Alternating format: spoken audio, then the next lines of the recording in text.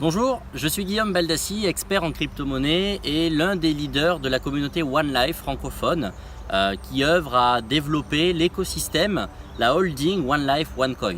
Je vous fais cette vidéo simplement pour vous parler de l'importance de l'utilisation d'une monnaie internationale connue et reconnue dans le monde entier. Alors, les choses sont très simples. Il faut regarder aujourd'hui l'état du système économique actuel.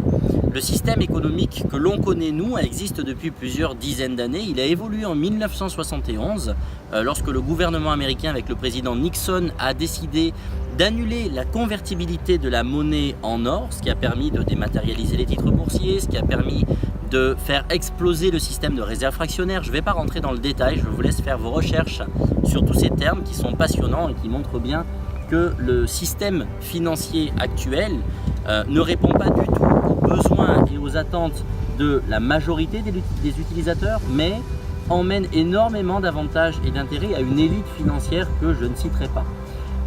Ce qu'il faut voir aujourd'hui, c'est qu'il y a près de 300 pays dans le monde entier.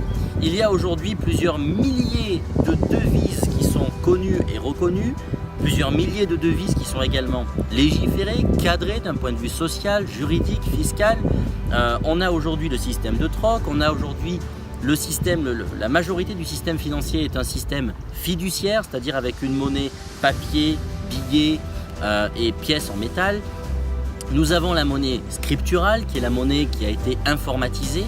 Et nous avons depuis 2009, avec le Bitcoin, suivi de plusieurs milliers d'autres crypto-monnaies, ce que l'on appelle les crypto-monnaies, qui sont des monnaies 100% digitales, qui ne peuvent pas être matérialisées. D'accord ? Quand on regarde ce système aujourd'hui, les monnaies fiduciaires répondent ou à une instance gouvernementale pour une monnaie étatique, ou alors à une instance beaucoup plus grande, par exemple l'instance européenne avec l'euro, ou l'instance américaine avec le dollar, qui est utilisé largement au-delà des frontières américaines. Ce qu'il faut voir aujourd'hui, c'est qu'il n'y a aucune monnaie fiduciaire adaptée à une utilisation de masse au tout public avec une accessibilité reconnue sur la planète. Aujourd'hui, on a le système fiduciaire qui est fractionné en fonction des intérêts de chaque État, si je peux parler comme ça, de chaque instance, on ne va pas rentrer dans les détails. Et il y a depuis 2009 la fameuse crypto-monnaie qui est arrivée dans son ensemble, qui se divise entre les crypto-monnaies à vocation spéculative et les crypto-monnaies à vocation de système économique, dont j'ai parlé dans une autre vidéo. Ce qu'il faut comprendre, c'est que toutes les crypto-monnaies, qu'elles soient à vocation spéculative ou à vocation de système économique, sont décentralisées du système bancaire, bien évidemment décentralisées de toute instance financière et gouvernementale. Ce qui veut bien dire que une crypto-monnaie, quelle qu'elle soit, c'est une crypto-monnaie, qu'elle soit connue ou pas, qui est libre et qui va être utilisable ou dont on va pouvoir jouer, si on parle de spéculation, dans le monde entier.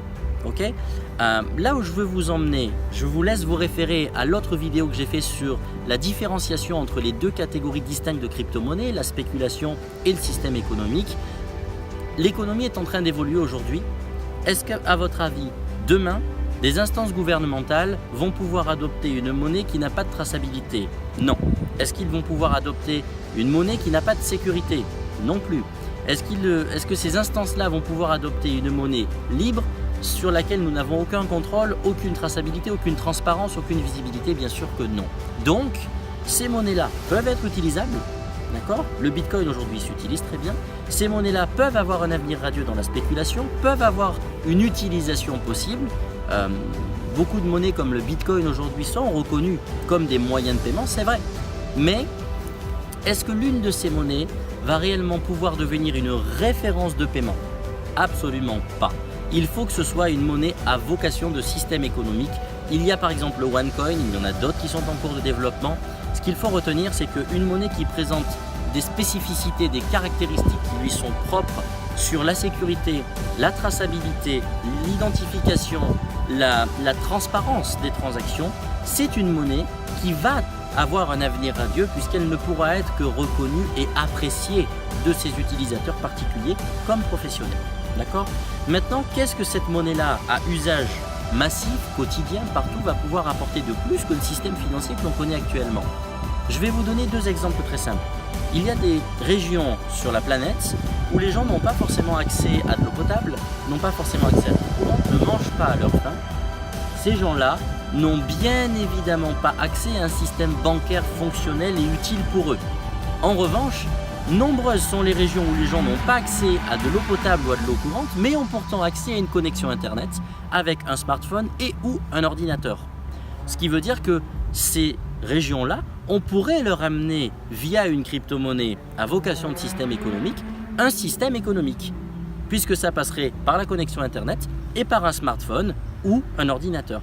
Et amener à ces régions un système tel que celui-ci, tel que l'écosystème par exemple de OneCoin, puisque c'est le seul aujourd'hui mis en place et fonctionnel, permettrait de pouvoir financer des constructions, des infrastructures, des hôpitaux, des écoles, de l'assainissement, ce qui n'est pas possible avec le système bancaire actuel. Je vous donne un deuxième exemple. Est-ce qu'aujourd'hui nous avons autant d'avantages et d'intérêts à être client d'un système bancaire dans ces pays émergents ou client d'un système bancaire dans nos pays occidentaux développés? Bien évidemment que nous aujourd'hui dans nos pays on a beaucoup plus d'avantages et d'intérêts en banque. Ce qui veut dire que le système économique traditionnel n'est absolument pas égalitaire, accessible et éthique. Je vais même aller plus loin. Vous avez aujourd'hui moins de 5 000 € par mois de revenus nets, ce qui est déjà très bien pour la majorité des gens. Est-ce que vous allez avoir autant d'avantages et autant d'intérêts que si vous arrivez avec 1 million d'euros en liquide dans une banque privée? Bien évidemment que non. Et pourtant, nous sommes bien dans le même pays, avec les mêmes lois. Ce qui montre bien encore une fois que le code éthique n'est pas le même, que les valeurs humaines ne sont pas là et que le système n'est absolument pas accessible à tous. Maintenant, si on prend un système économique qui fonctionne avec une crypto-monnaie qui a des spécificités, des caractéristiques attendues et demandées par les instances gouvernementales, on va pouvoir proposer un système économique, je parle bien de système, même d'écosystème, puisqu'il va être multisectoriel, et ce système va pouvoir être applicable dans toutes les régions du monde, accessible à tous, à toutes les classes sociales, redonner à l'argent quelque part ses lettres de noblesse, c'est-à-dire non plus un outil de pouvoir, mais bien un moyen d'échange qui soit éthique, avec des valeurs accessibles et surtout égalitaires. Et un tel système aujourd'hui, ça dérange.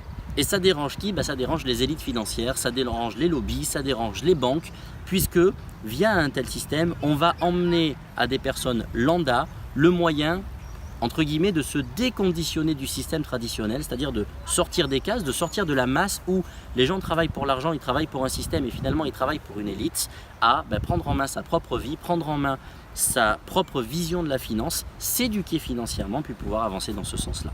Voilà, je vous remercie pour votre attention, je vous dis à très bientôt. Au revoir.